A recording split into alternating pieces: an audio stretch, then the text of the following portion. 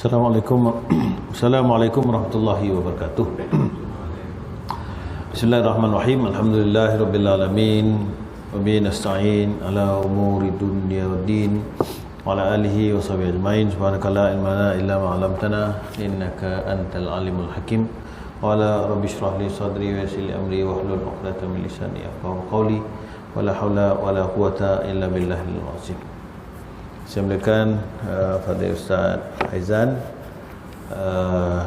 Fadil Ustaz Rusdi, tuan-tuan hadirin ahli jemaah hormati Allah sekalian. Alhamdulillah, syukur kepada Allah Ta'ala pada malam ni kita sambung itu kita baca sampai mana tak ingat agak-agak lah ya.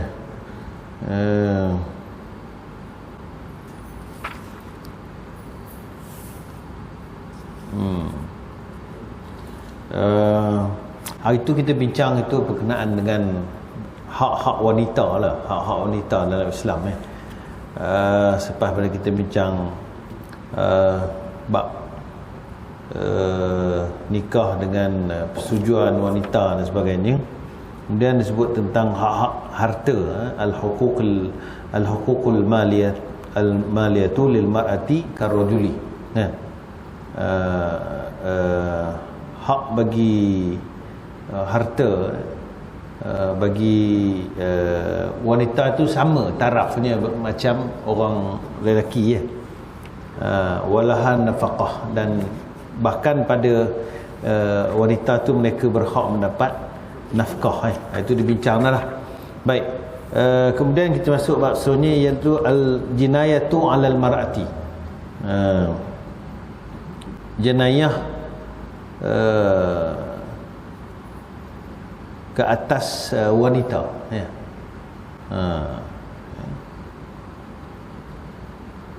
baik. Jenayah maknanya kalau macam mana kalau wanita melakukan jenayah ataupun mereka ada orang melakukan jenayah pada mereka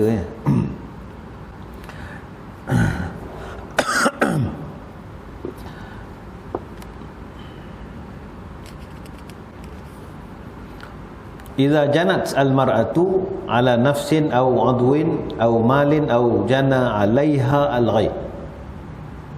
Jika seorang wanita melakukan jenayah atas nyawa ataupun ke atas anggota ataupun harta atau dilakukan jenayah ke atasnya oleh orang lain, fal hukmu dhamanu 'alaiha fil halatil ula walaha fil halati tsaniyah. Dan hukum jaminan ke atasnya pada hal yang pertama, dan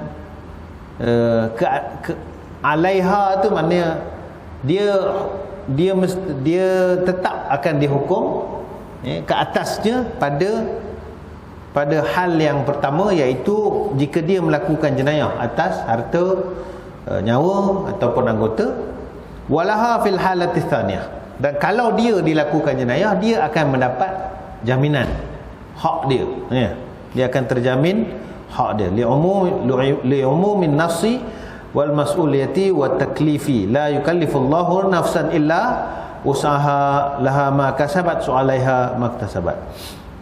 Berdasarkan kepada nas yang umum daripada ayat Al-Quran surah Al-Baqarah ayat 286, tidak akan la yukallifullahu nafsan illa usaha. Allah tidak mentaklifkan atau tidak akan mempertanggungjawabkan seseorang itu kecuali apa yang dia mampu laha ma kasabat wa alaiha maktasabat, atasnya apa yang dia buat dia untuk dia apa yang dia buat, dan ke atasnya apa yang dilakukan ke atasnya. Baik.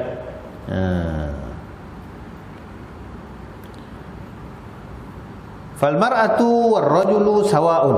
wala farqa fima qalla au kasura illa binafsin. Dan maka lelaki dan perempuan sama dari segi undang-undang, segi jenayah lelaki perempuan sama, tidak ada beza di antara mereka, sama ada pengurangan atau dilebihkan. Maknanya tidak ada mereka, kalau mereka buat kesalahan, orang lelaki katalah 100 sebatan bagi zina ghair muhsan, iaitu orang yang bukan yang dah berkahwin, 100 rotan, maka tidaklah pada perempuan tu 50 pula. Maksudnya begitulah, ya. Wala yujadu nassun sahihun sarihun yadullu ala tafarruqi. Dan tidak ada nas yang sahih, yang sharih, yang jelas yadullu ala tafarruqati. Maknanya atas perbezaan itu tak ada, ya. Wa amal qisas, pada qisas pula farrajulu in qatala imra'atan amdan qutila biha bila khilaf. Ini siapa yang bunuh ni? Kita tengok,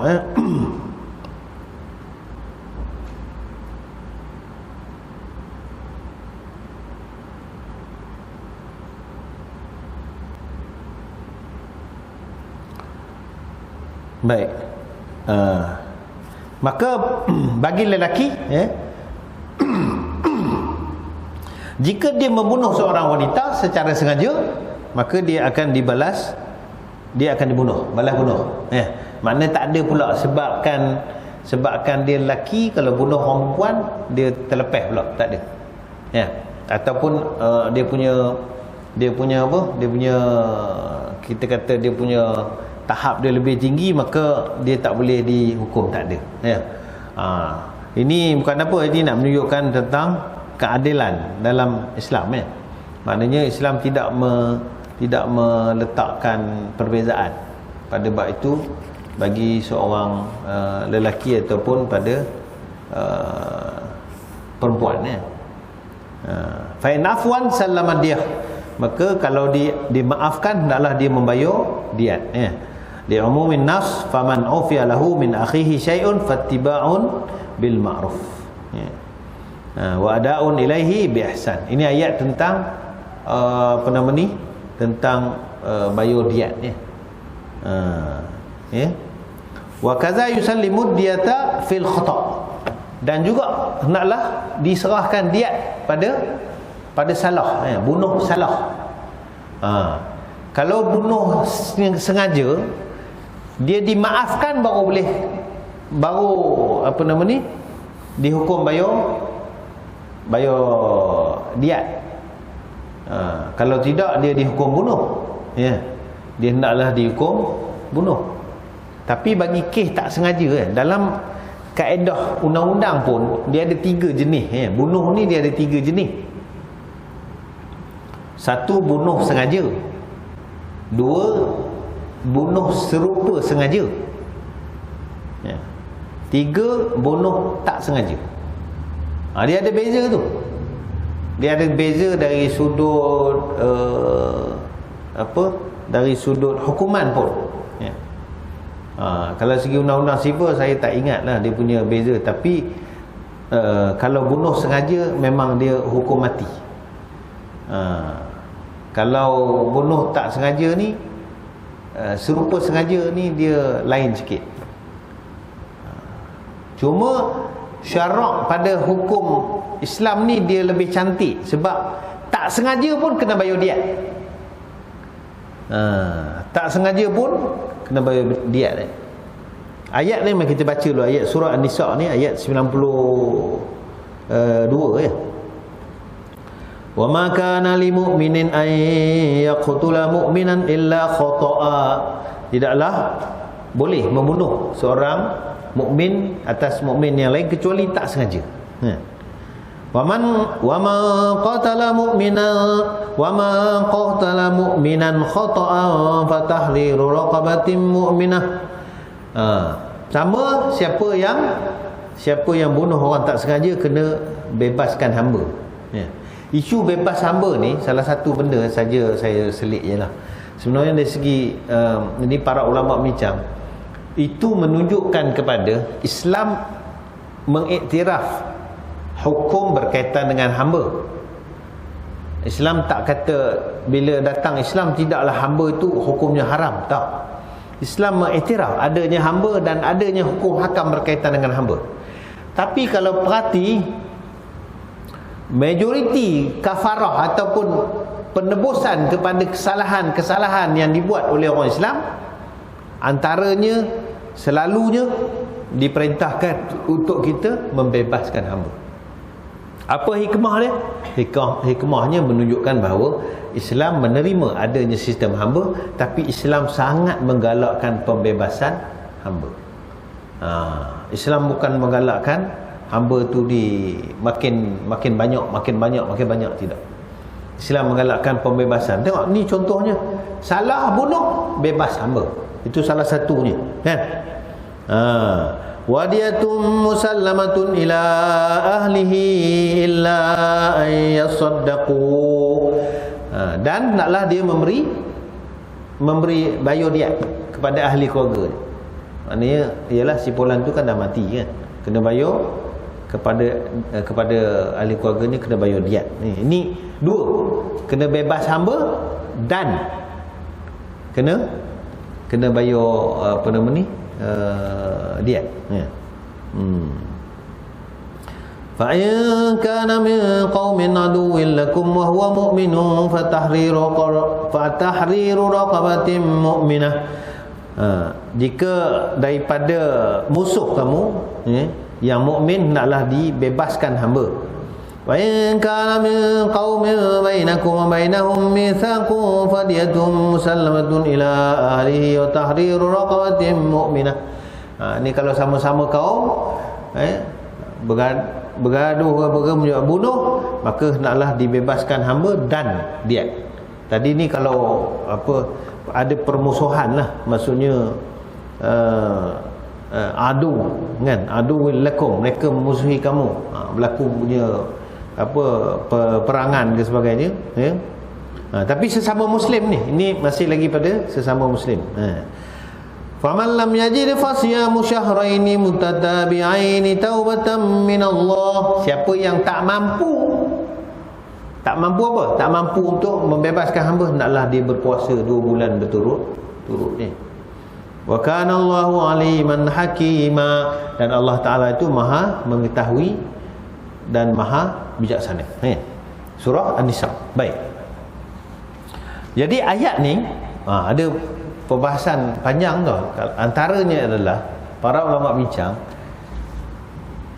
bunuh tak sengaja ni atau tersalah bunuh ni, dia termasuk kemalangan.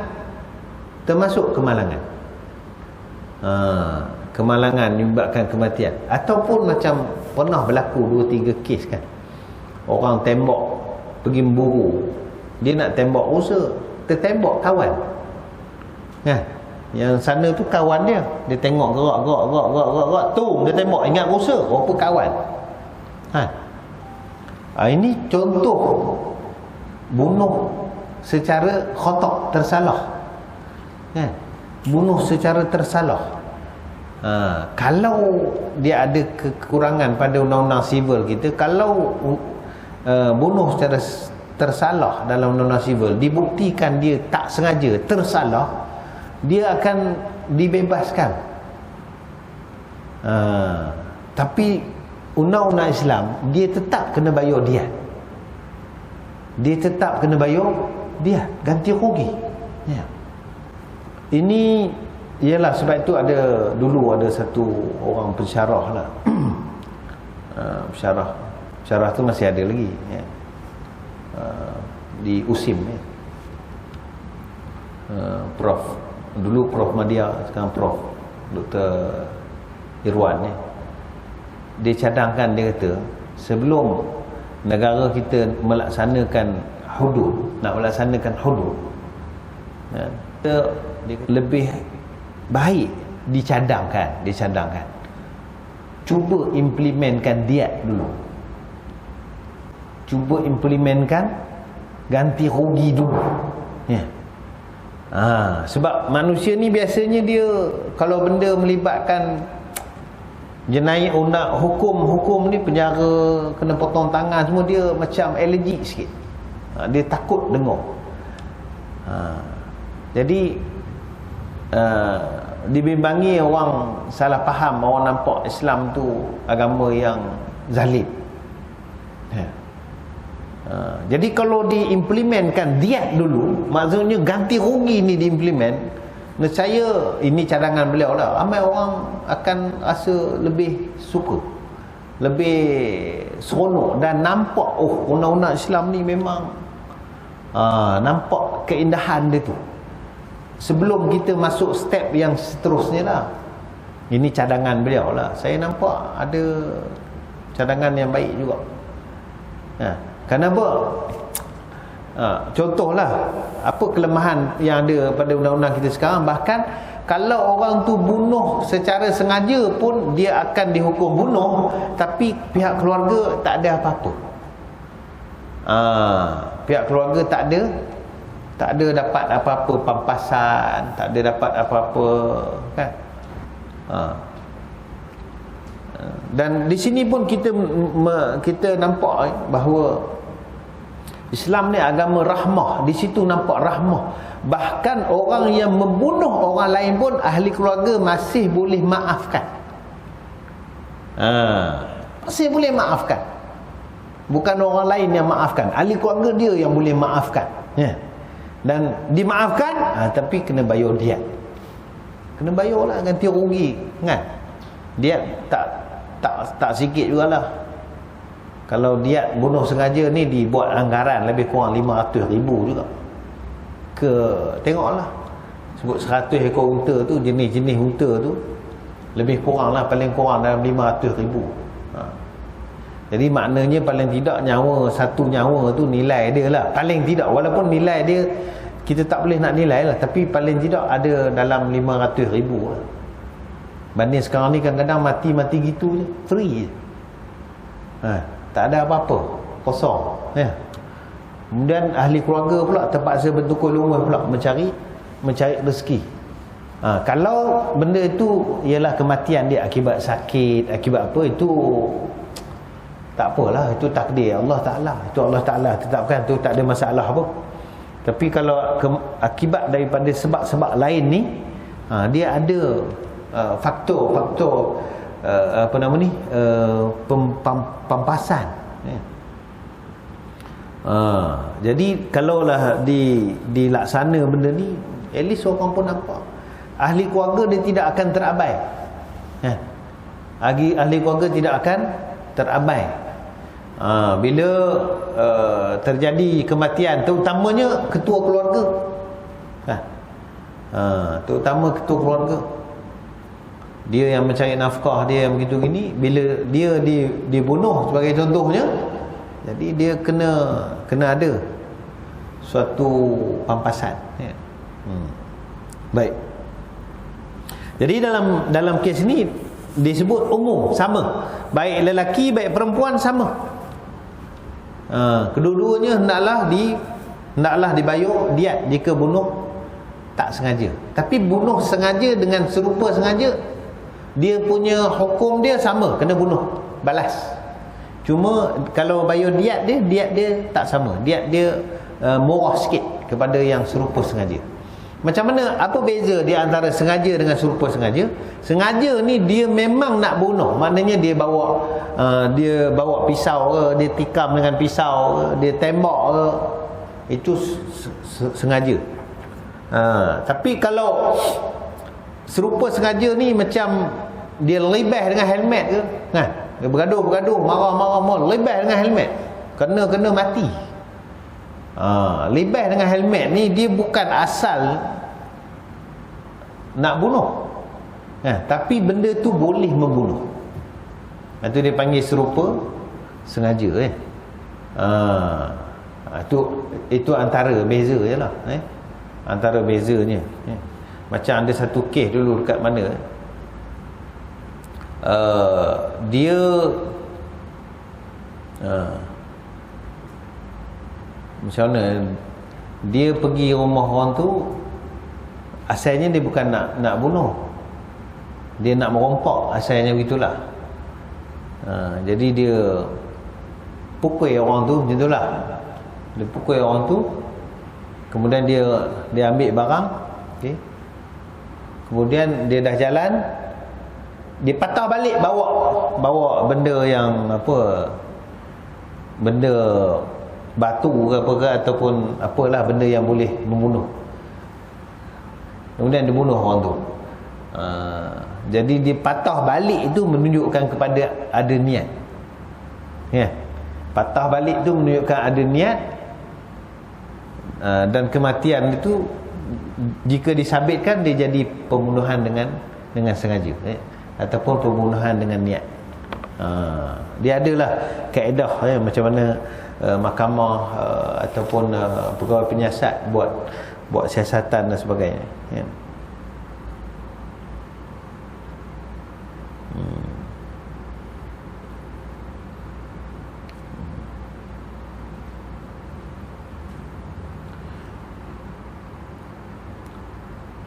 Walam yaruddu nassa minas sunnati muttafaqun ala sihhatihi, dan tak ada nas-nas yang daripada sunnah, daripada hadis yang menolak ataupun yang menafikan benda ni, menunjukkan dia sepakat.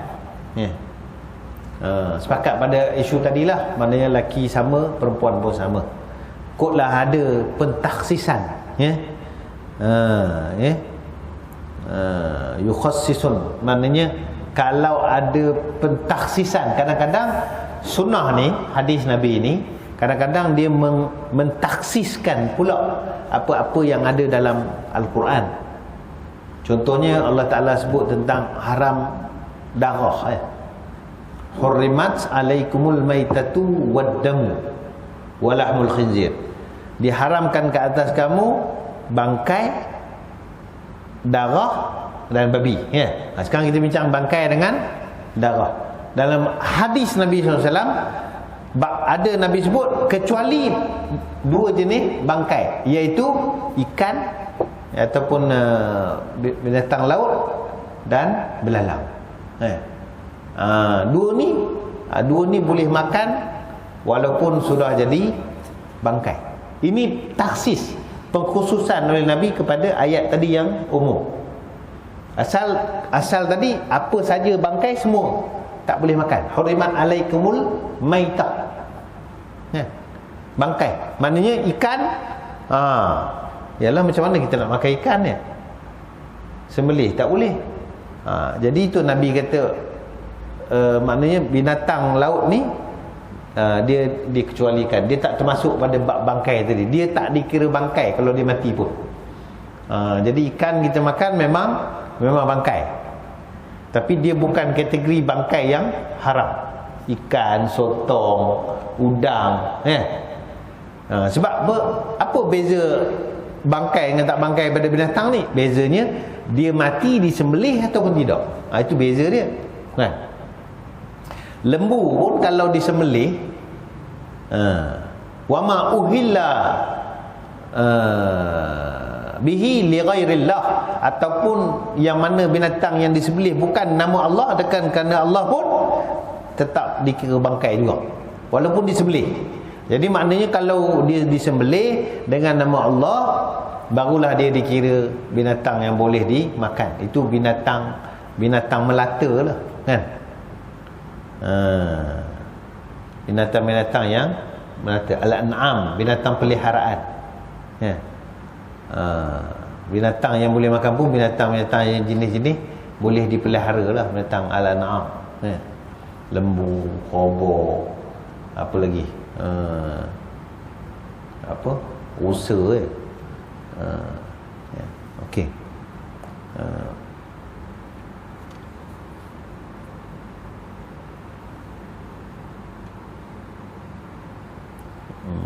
Wa fatwal jama'ati hiya al-ijma'u ala tansif wa khalafa qillati li'adami dalil. Qillatun li'adami dalil. Dan berfatwa majoriti ataupun boleh kata semualah ulama Islam tentang perkara tersebut, menunjukkan kepada ijma' lah. Dan ada sedikit sangat yang khilaf, yang menafikan ataupun menyatakan sebalik, tanpa maknanya dengan tanpa dalil. Mana tak kuat lah, yang menafikan tu tak kuat hujah. Fa in ijtama'a ulama'ul mujami'ul fiqhiyah wal hay'at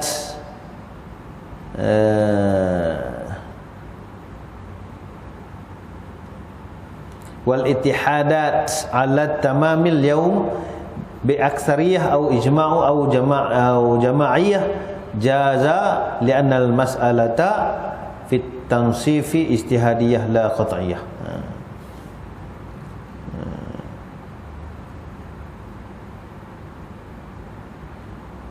Wa kadza law ijtama'a ulama'u baladin li taqninit tamami jaza li'anna al-mas'alah la tablughu haddul khawatir. Maknanya maka jika ijma' lah, maknanya sepakat semua para ulama fiqh, ulama ittihad, kesatuan para ulama dan sebagainya, mana ini juga adalah harus, ya, kerana perkara ni bukanlah bersifat kita kata apa, ataupun maknanya bukanlah bersifat qat'i, dia masih lagi pada perkara yang bersifat ijtihadi, ya. Begitu juga kalau kita kata berhimpun para ulama satu negara untuk mentakninkan, mengundang-undangkan, kan, mengundang-undangkan benda itu tadi, juga hukumnya adalah harus, ya. Boleh dijadikan undang-undang, ya.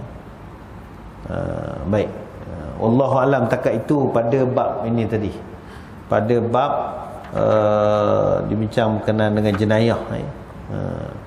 Kemudian tajuk seterusnya iaitu al-mar'atus siyasiyati, al-mar'atus siyasiyatu, wanita ahli politik.